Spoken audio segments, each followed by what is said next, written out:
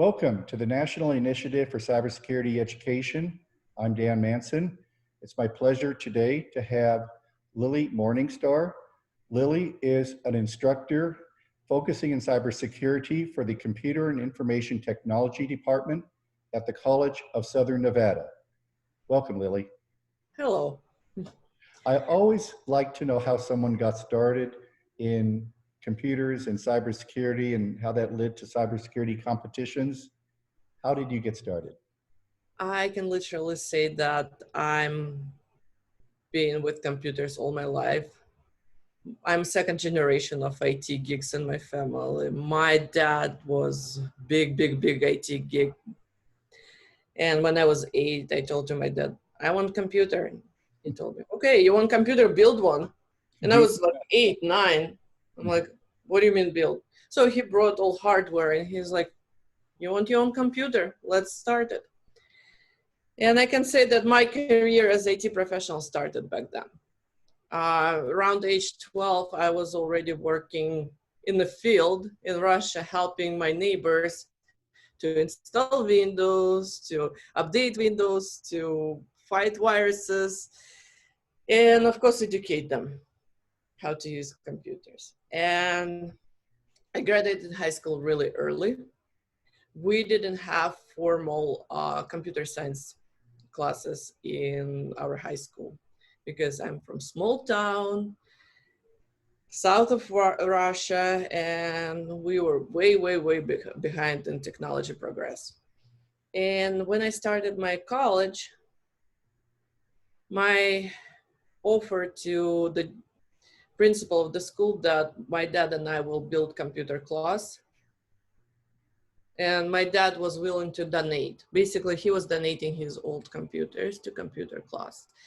And what happened, I was about almost 18. Yeah, I was almost 18 when I offered this to my school. And of course, they were accepting, they needed computer classes.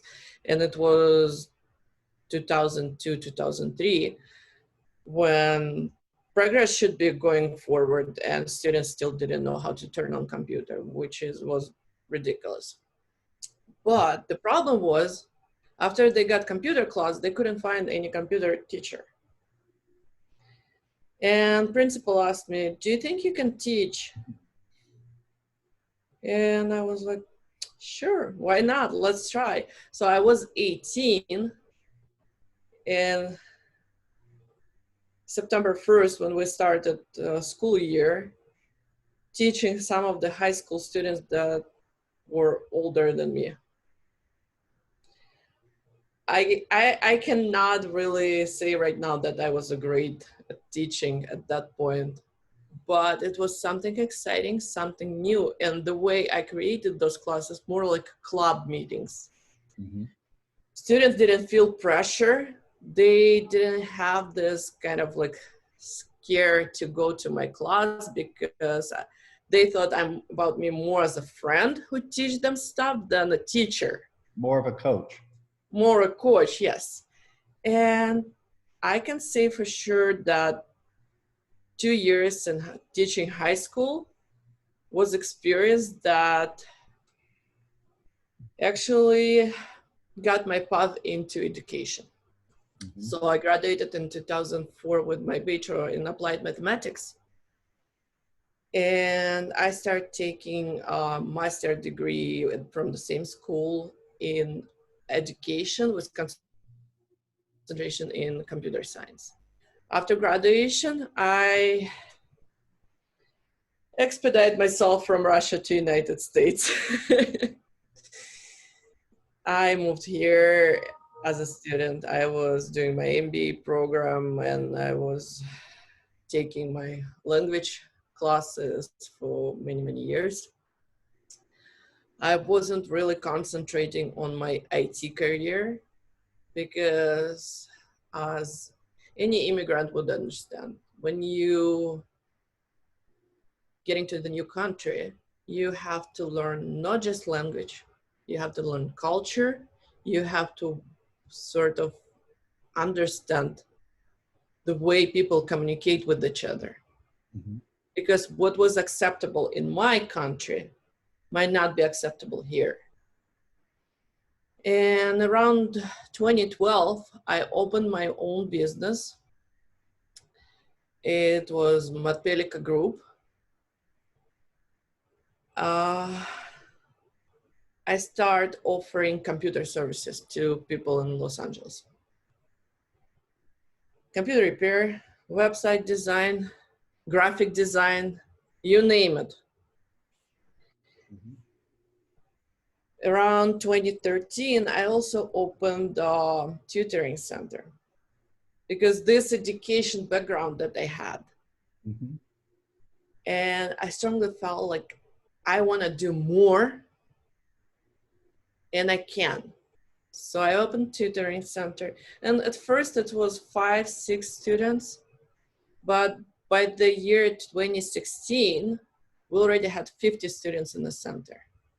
And it wasn't just me who was teaching. I had instructors coming to this center. We had summer camps, we had winter camps. We had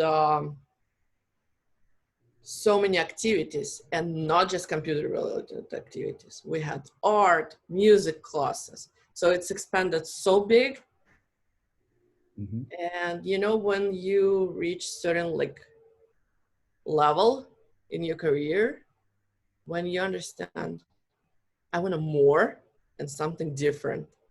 Yeah, you want to challenge yourself. Exactly. And I've been always challenging myself. It was never enough for me, the level I achieve. I always want more. And I always see opportunities. So 2016, I asked my friend who was helping me build this business to take over the business. And I told her I'm going back to school. I went back to West Los Angeles College. As a student, I decided that I need to learn how American IT professionals teach students. Because what was in Russia, it was a long time ago. The knowledge I had from my school in Russia was already outdated. And teaching practices are different. Approach to students is different. So I went to school and I was learning from teachers. I was taking A+, Network Plus, Security Plus, CompTIA Triad classes. I passed certification after the classes completed, and instructor, I told her that I have master's degree in education. She asked me like, why you don't apply to teach? Because entire semester you've been nothing but helpful person here. But what's interesting, 2016 was the first year when I started playing NCL. And it happened about this way. October month, and our instructor tells us, we're playing NCL this year. We need a team. And Miss Morningstar is volunteered. I'm like, wait, what? I have no idea what you're talking about. She's like, you can do it.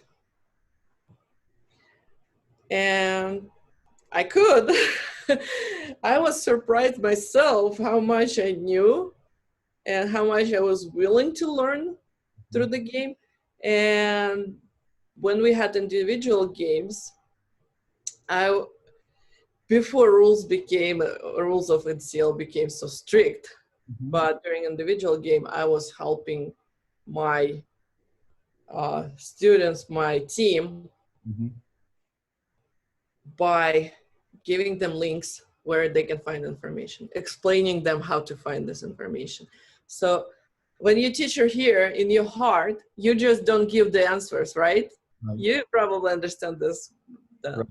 You giving the source where they can find the answers. Right. And after team game, we were like in the 100, but not top of the 100. We were like 99th, Mm-hmm. but we thought it's the greatest success.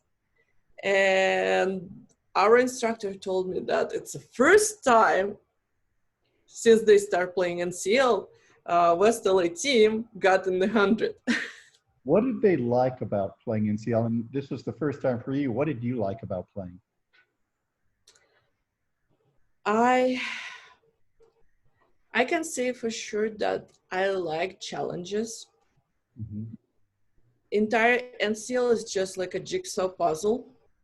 You want to see the whole picture. But to see the whole picture, you have to solve this puzzle. You have to put all these pieces together.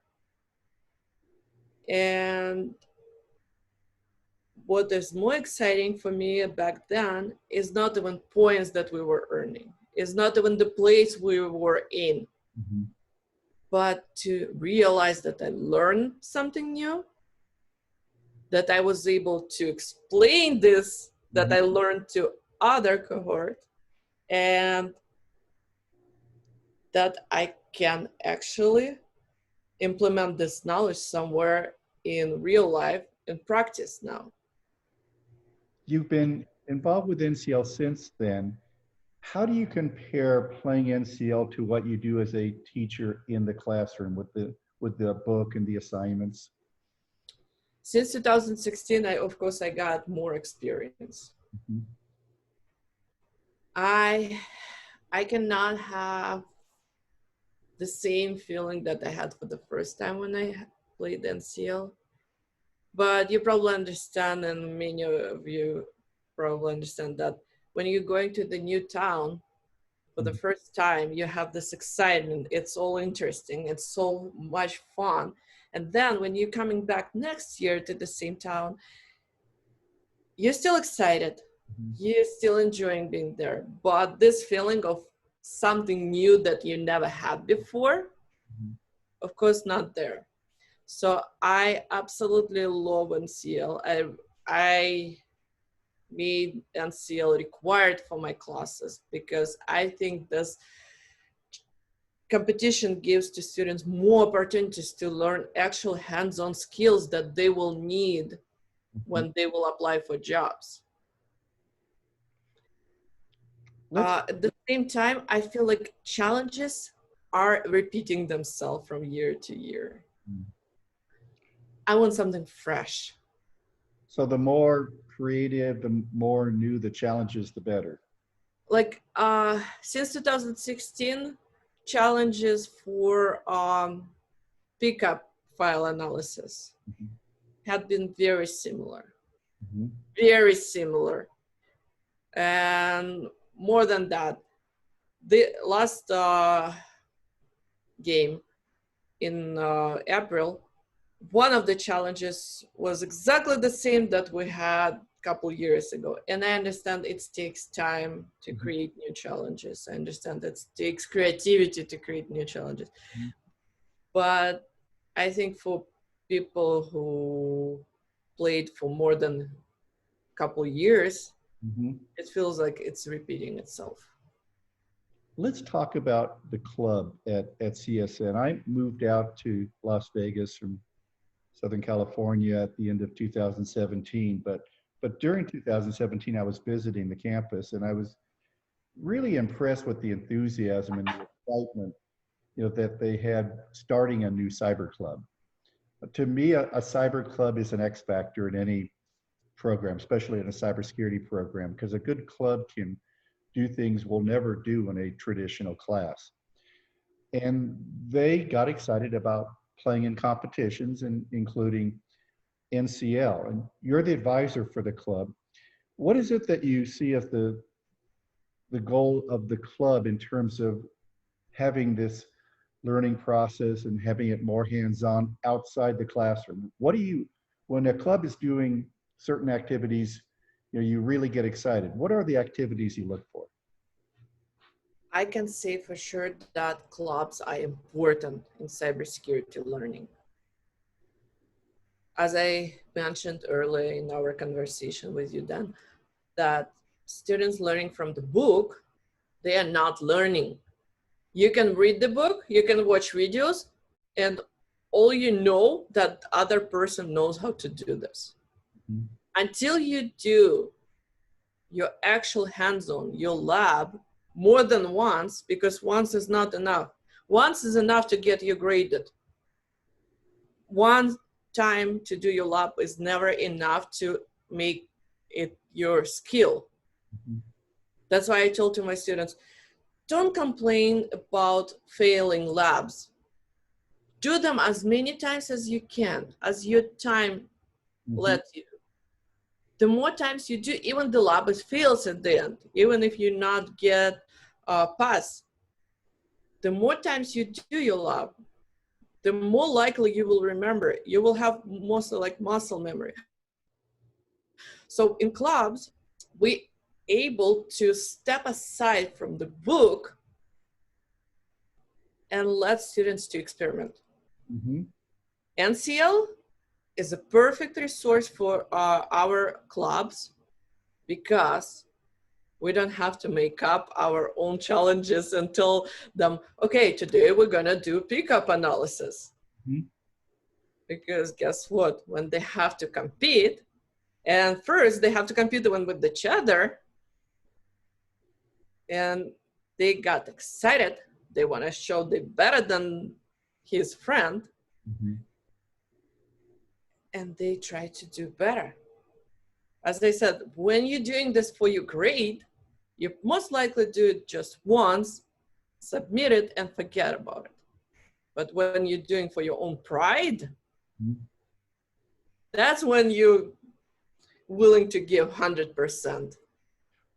We try to really encourage that, competitive spirit in a positive way in NCL, and we came up with power rankings for Mm-hmm. schools. And so it was kind of fun, last year and in 2018 to spend time with the CSN Cyber Club and show them the power rankings and compare how CSN was doing, say, to UNLV, the community college to the four-year school in town. Is that something that you think is good for for the club and good for the students? Absolutely, absolutely. And what's interesting, last fall, I had students who were taking classes at ULV and CSN, but they played for CSN. And I was like, I understand it's maybe a little bit unfair game, but you can be student at CSN and ULV at the same time. You have a choice. And what's interesting, that CSN has this culture where students always first, and we really do think that students first. Mm-hmm. For example, my students can call me to my personal phone if they're having trouble with something, and I would always answer.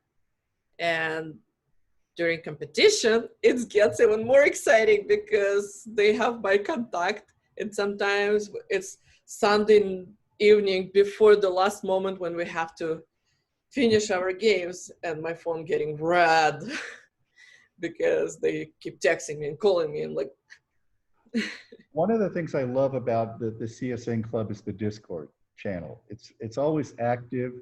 And my goal for this year is, because everyone's going to be online, all the clubs, you're not going to have face activities, is to connect clubs. So I'm a club advisor for a club, a cyber club at Cal Poly. I'm close to the UNR and UNLV cyber clubs, and I would just love to see the clubs really get used to communicating with each other online.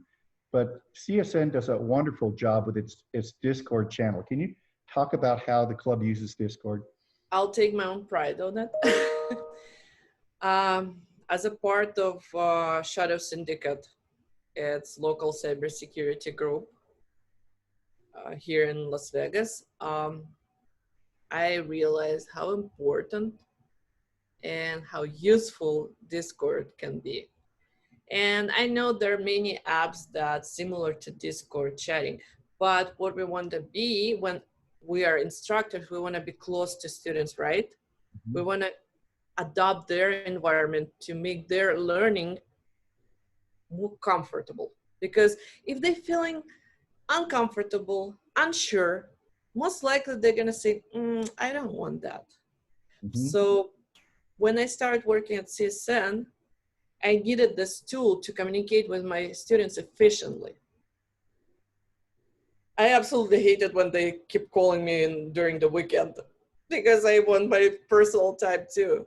Right. But when I got Discord and when students start communicate through the Discord with me and other students, not just from their class, but other classes, Mm-hmm. this platform became very efficient source of knowledge. Because, for example, if one student had a question for me, he thought to ask me, but I wasn't able to reply, one of other students who saw it earlier could reply. Arthur, our director of cybersecurity, he is also on Discord channel. Mm-hmm. If I don't see the question, he would reply before me. So I think Discord is comfortable from the standpoint that it's something that our students, as usually more often younger generation than us, already used to, because it's a gaming platform, right? It's a chatting platform for gamers. Mm-hmm. And who is not a gamer when you're in your early 20s? So I think students really love adoption of this platform for school environment. And I believe that should be adopted by many instructors. And I think with cybersecurity, one of the best ways to look at it is you're playing cybersecurity. You're Exactly. playing the game because it takes away the feeling, oh, it's work and I have to learn. If you allow yourself to enjoy the process of playing through competitions, I think it opens up your creativity. I think it increases your passion. Encourage our students for sure. And I always tell to my students who is taking my classes that IT field in general requires you constantly learn and update your knowledge. If you're not willing to learn every day, to spend your time on updating your knowledge, on practicing your skills, maybe you should consider some other field, because IT is progressing so fast that what you learned yesterday, today maybe not even valid. Mm-hmm. With cybersecurity, I tell to my students, you're driving to school or you're taking bus to school. You usually have your headphones, right? You're either watching YouTube or you're listening music. How about you put Darknet Diaries and listen about hacks, listen what's going on in the world? Or maybe Cyberwire has brilliant podcasts. Hacking Humans, I think it's one of the best podcasts to learn how to protect yourself from social engineering. Mm-hmm. So I encourage my students to invest their free time into something that might give them opportunity later. Mm-hmm. And as example, I was telling them that I was going through the job interview and I was asked a question that I would never knew the answer to this question if I didn't listen one of those podcasts right on the way when I was going to this job interview. So I'm just telling to my students that it's really important to dive in to this and not think about this as a science, think more as a hobby. And I think one of the best things students can do is develop the mindset that the class will give you only half of what you need to be doing. I tell my students, develop 50% of Water. what you do outside the classroom.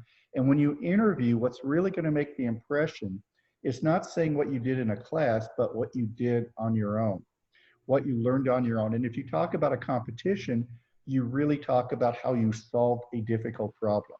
Mhm. Problem solving is at the core of cybersecurity. I absolutely agree 100% with you, Dan. Lily, it's been a pleasure. I really look forward to being involved with the CSN Club this fall. I think you have a wonderful program there. Thank you. Thank you, Dan. Have a This, wonderful week. thank you. This has been the National Initiative for Cybersecurity Education Competition Podcast Series.